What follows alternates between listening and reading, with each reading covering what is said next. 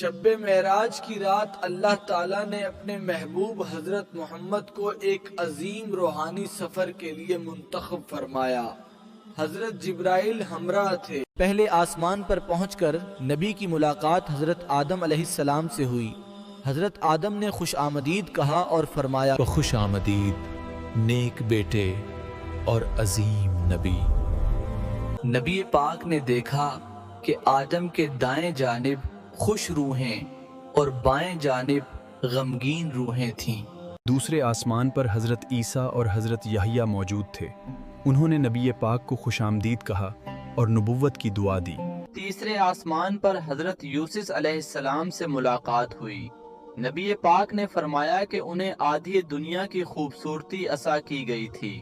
چوتھے آسمان پر حضرت ادریس علیہ السلام سے ملاقات ہوئی، جنہیں اللہ نے بلند مقام عطا فرمائے۔ پانچویں آسمان پر حضرت ہارون علیہ السلام تشریف فرما تھے۔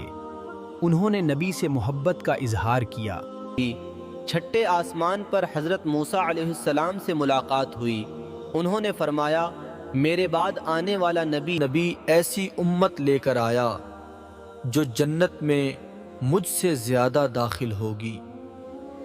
ساتویں آسمان پر حضرت ابراہیم علیہ السلام بیت المعمور کے پاس موجود تھے۔